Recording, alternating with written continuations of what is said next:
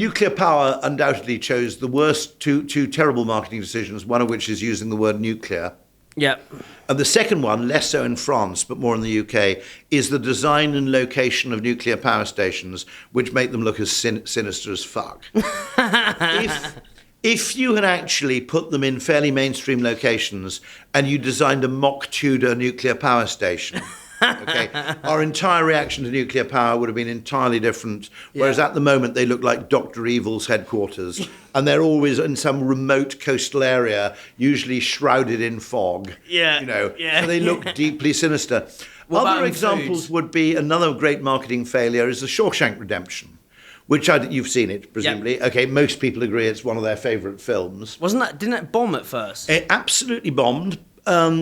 And you would have thought that word of mouth might have rescued it. But one, they timed the launch badly. So it coincided with the launch of some other blockbuster.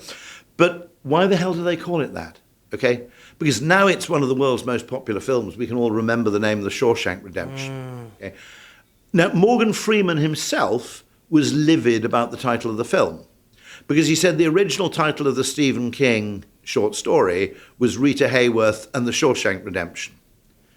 And Morgan Freeman's observation was, you've got Rita Hayworth, you've got the Shawshank Redemption. Why the hell would you go with Shawshank, not Rita Hayworth?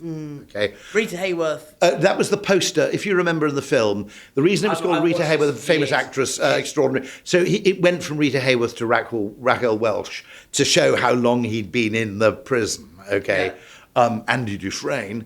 That was an interesting case. There are really, really interesting cases where the reason for marketing failure may well be just lack of patience, in that significant new ideas. The other thing that's interesting to me is quite often, in order to do a Will Guidara, which is what I call reverse benchmarking, okay, you do what everybody else does, not quite as well, but you invest your resources into doing what they've neglected brilliantly well. Okay, a friend of mine made the point that that was how you invented Brazilian Jiu-Jitsu. Okay, how so? McDonald's did that. Okay, so a diner did choice, McDonald's did speed. Yeah. Okay. Yeah.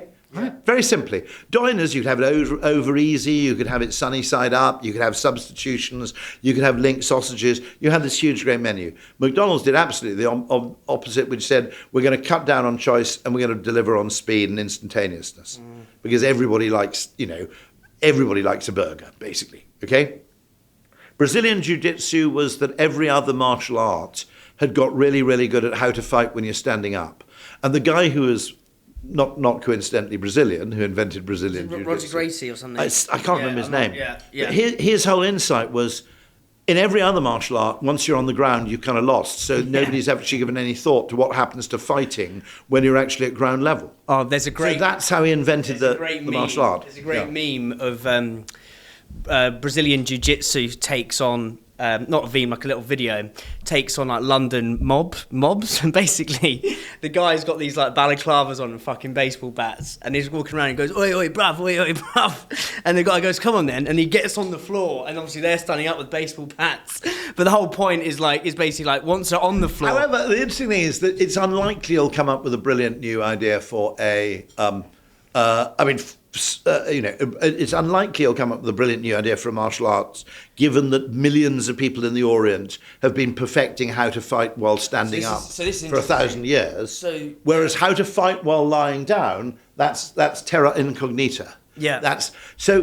Uber, everybody would focus on aspects of the taxi. I would argue the magic with Uber was the map, the certainty that we mentioned this already. With your time in Cornwall. I interviewed who's Chris Williamson's business partner in Newtonic, James Smith. Don't know if you've met him. And he practices jiu-jitsu. He does it like 3-4 times. Brazilian or standing up? Brazilian.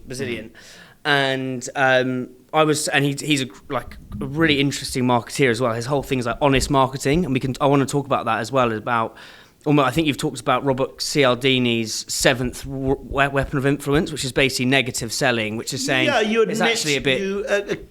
David Abbott, brilliantly, what's fascinating is that before anybody had come up with a pratfall effect, there was an advertising guy...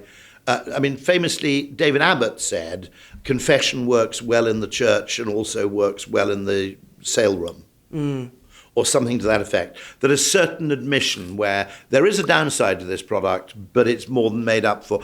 Espressos is sponsored by supply chain software gurus Unleashed. It talks to your e-com and accounting software. It's helped Islands cut admin time in half, get granular clarity on your margins, know where your stock is, don't miss availability. Brands like Candy Kittens, Tiny Rebel and Trip all use Unleashed, and so should you.